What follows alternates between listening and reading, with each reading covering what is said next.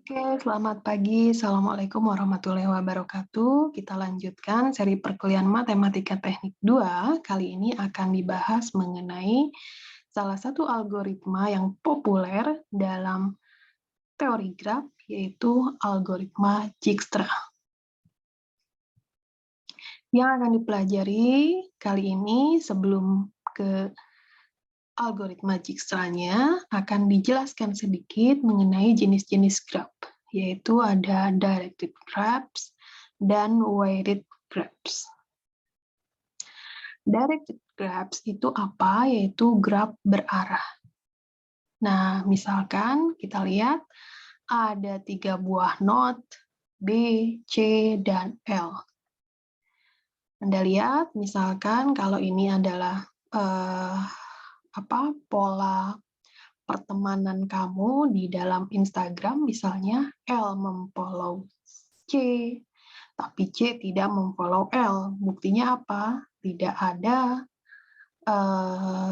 garis panah dari C ke L. Nah, lain halnya antara B dan C, misalnya dalam Instagram dia saling memfollow akun Instagramnya, ditandai dengan 2 buah garis panah ini, gitu ya. Nah, sehingga dalam directed graphs, biasanya arah informasinya itu ditunjukkan dengan anak panah. Bagaimana hubungan atau koneksi antara satu not dengan lainnya menggunakan tanda anak panah. Itu artinya di sini terdapat not awal dan not akhir. Jadi kita bisa mengetahui siapa, kalau kaitannya dengan tadi Instagram ya, siapa yang memfollow siapa, gitu kan. Nah, sehingga graf berarah ini menjadikan informasi yang ada pada setiap notnya itu menjadi lebih berarti. Jenis graf lainnya adalah weighted graph, yaitu graf berbobot. Maksudnya adalah misalnya seperti ini. Kita lihat ini adalah peta di Eropa. Jika misalnya antar 2 buah negara, misalnya Jerman dan Inggris. Jika mau ke Inggris dari Jerman, nah kan dikasih arahnya seperti ini. Nah, ataupun mau dari Prancis ke Jerman seperti ini, atau ke Italia dan lainnya. Nah, bobotnya itu di mana? Misalkan dari Jerman ke Inggris, jaraknya adalah misalnya ya 100 satuan panjang. Jarak dalam petanya misalnya 100 milisenti kalau dalam peta ya, atau realnya misalnya 100.000 kilometer seperti itu. Nah, ukuran jarak ini yang menghubungkan satu negara dan negara lain, jika seperti ini, maka dikatakan grafnya adalah termasuk jenis graf yang memiliki bobot tertentu.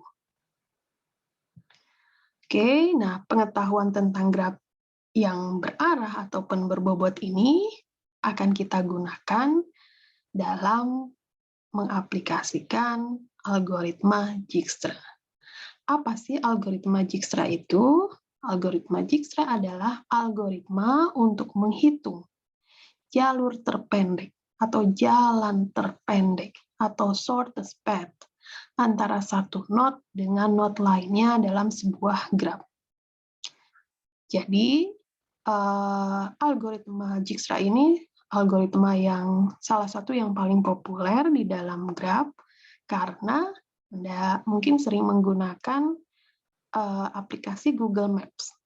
Kan dalam Google Maps, Anda nanti akan ditunjukkan dari satu titik awal Anda ke tujuan yang Anda cari. Di situ ada dihadirkan informasi, diberikan ini jalur tercepat, jalur terpendeknya. Nah, Jadi algoritma Dijkstra ini sangat populer ya. Nah, kita lihat contohnya. Misalnya, kita lihat di skala graf yang sederhana seperti ini. Graf yang terdiri dari 5 buah not, yaitu A, B, C, D, dan E. Masing-masing antar notnya ini terhubung dengan edge yang berwarna hitam ini, garis berwarna hitam, dengan masing-masing bobotnya. Oke, sekarang bagaimana caranya atau kita mengetahui jalur terpendek dari not C ke not yang lainnya yang ada di sini. Sehingga bisa kita katakan bahwa bobot dari setiap edge ini misalnya mewakili jarak antar satu not ke not lainnya. Oke, kita akan menjawab atau mencari jalur terpendeknya menggunakan algoritma Dijkstra. Oke, yang pertama dalam algoritma Dijkstra adalah menentukan not awal atau titik awalnya. Karena kita tadi di soal ditentukan not awalnya adalah di titik C. Nah, titik C ini menjadi titik nolnya. Oke. Kemudian algoritma Dijkstra yang kedua adalah untuk not lainnya bagaimana? Not A, B, C, D, dan E. Ini kita akan menentukan jaraknya dari titik nolnya itu titik C. Nah, jaraknya itu berapa? Nah, untuk pertama kali kita asumsikan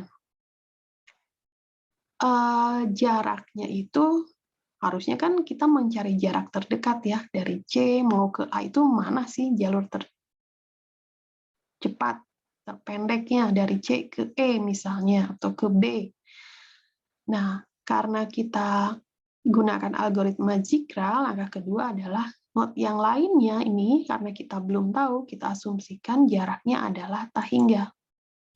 Jadi dari C ke A, tak hingga, ke B, tak hingga, dari C ke D, tak hingga, dari C ke E, tak hingga jaraknya.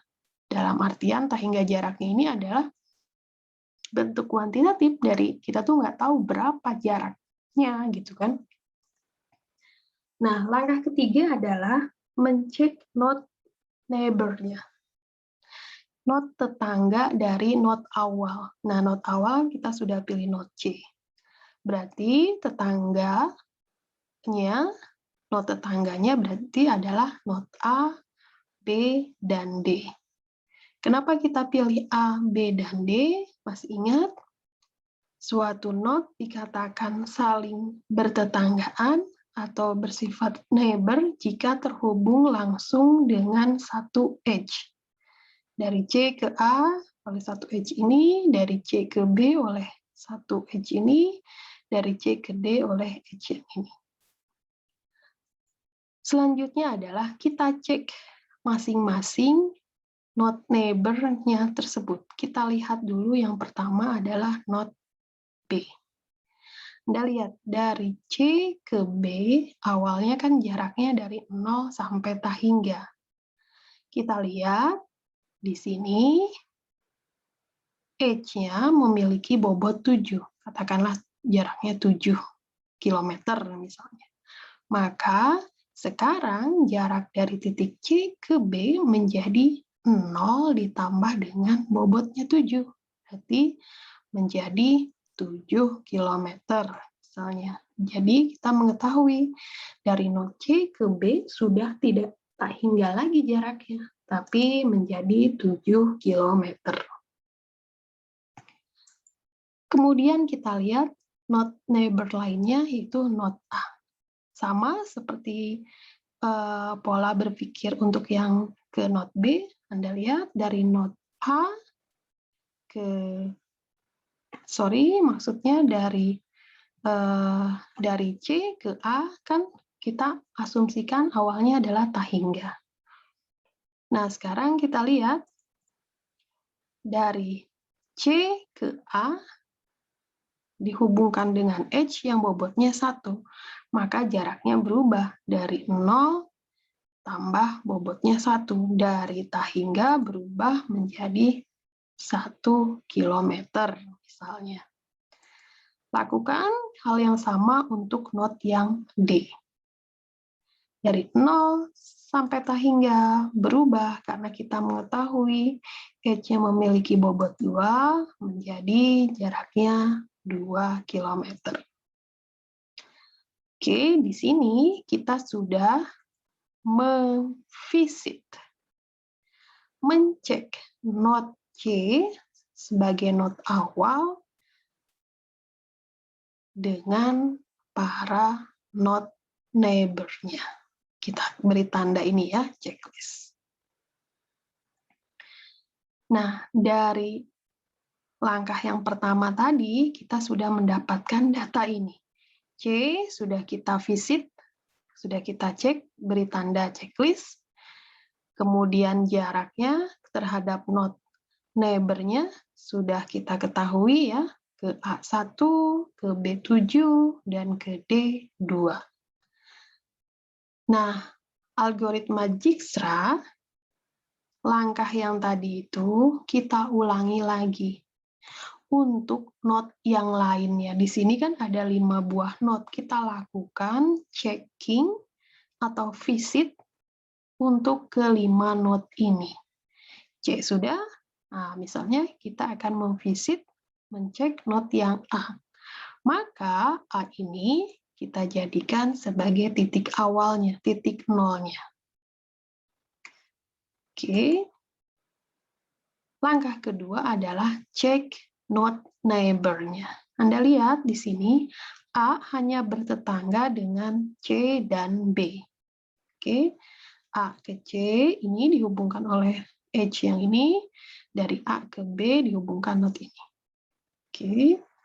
Nah, kita mencek not neighbor-nya hanya untuk yang not B saja. Kenapa not C-nya tidak kita lihat kembali? Karena sudah kita lakukan visit. Maka dengan cara yang sama, kita cek dari A ke B. Anda lihat dari A, mulanya kita lihat berarti dari 0 ke 7. Oke ya. Menjadi, Anda lihat di sini bobotnya 3. Itu artinya berarti 7 dikurangi 3. Ya, sama dengan 4. Maka sekarang jarak dari A ke B adalah 4 km.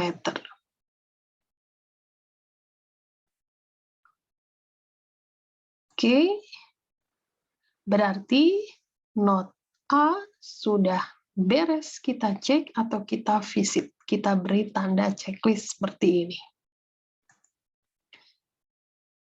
Oke, ini terakhir yang kita dapatkan, kita lakukan kembali algoritma Dijkstra. Kita lakukan pilih not awal untuk not lainnya yang belum. Kita pilih not D.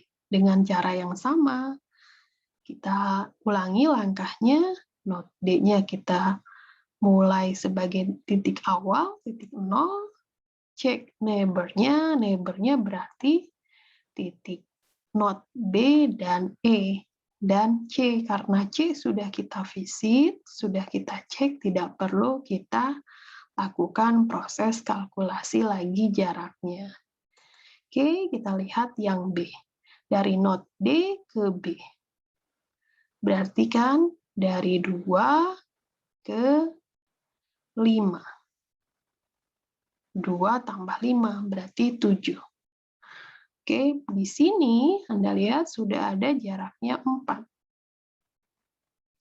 Oke, nah 4 kita bandingkan dengan 7. 4 lebih kecil. Maka yang dipilih adalah jarak paling pendek atau paling kecil, maka kita tuliskannya 4.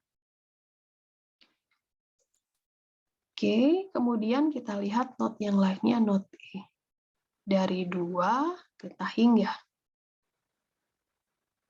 Menjadi 2, Anda lihat bobot H-nya 7. Berarti 2 tambah 7 dengan 9. Dari tahingga berubah menjadi 9 km. Selesai, kita memvisit not D atau mencek not D.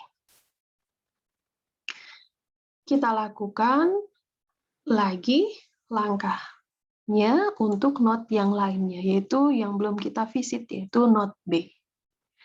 Not B kita jadikan sebagai titik nolnya. Kita cek neighbor-nya. Neighbor-nya B itu ke A, C, D, dan E. Tapi yang kita lakukan kalkulasi yang ke E saja, karena yang lainnya sudah kita visit. Oke, Anda lihat dari B ke E. Jaraknya awalnya dari 4 ke dengan bobotnya 1. Berarti 4 tambah 1, 5. Ya kan? Nah, Anda lihat 5 lebih pendek dari 9, ya kan? Maka yang dipilih 9 ini kita coret jaraknya menjadi 5 km misalnya. Oke, sehingga not B selesai kita visit. Not yang belum kita visit satu lagi adalah not E. Nah, Anda lihat di dalam not E ini, dia sudah tidak memiliki neighbor lain yang belum dicek, belum divisit, ya kan? Neighbor yang dia di not E itu kan B dan D. B dan D sudah kita visit, berarti sudah tidak perlu kita kalkulasi lagi. Maka not E tidak memiliki neighbor, langsung saja. Ya, tidak perlu dicek atau divisit ya. Nah, atau langsung kita visit otomatis ya dia posisinya di sini 5. Kita beri tanda visit atau kita cek checklist seperti ini. Oke, nah sekarang kita lihat kita sudah mendapatkan data ini dari hasil proses algoritma Zikra. Jadi kita melakukan 4 kali perhitungan ya, ke C, ke A, ke B, ke D, dan ke E, ya kan? Berhenti di E. Nah, sekarang kita lihat jarak terpendek itu bagaimana kalau dari not C ke A, ke B, ke E, ke D, seperti yang ditanyakan tadi. Sekarang kita lihat dari C ke A, ya secara mudah kita lihat dalam grafik, ya geraknya dari not C langsung ke A pakai jalur ini. Jaraknya adalah 1 km. Sekarang kita lihat dari C ke B. Dari C ke B di sini yang kita gunakan adalah C ke A ke B. Rutenya seperti itu. Dari C ke A1 ditambah ke B 3 bobotnya. Nah, jarak dari C ke B paling dekat adalah 4 km.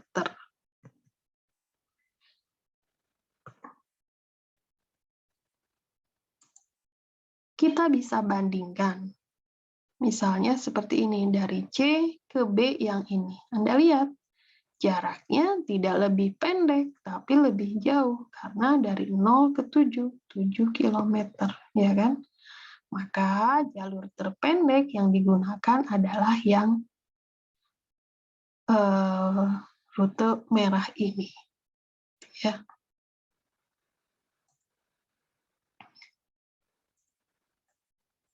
Selanjutnya dari C ke D mudah saja ya. Oke, seperti tidak ada masalah seperti kita menentukan ke A. Nah, kemudian ke E. Kita lihat jarak ke E kita gunakan berdasarkan algoritma Dijkstra akan cari yang terpendek, yaitu dari C ke A, ke B, dan ke E. Dengan jaraknya adalah 1 tambah 3 tambah 1, 5 kilometer. Kita lihat, kita bandingkan. Sebetulnya dari C ke E bisa menggunakan jalur ini. Dari C ke B, 7. Dari B baru ke E, tambah 1, 8. Berarti 8. 5 masih lebih kecil dibanding 8.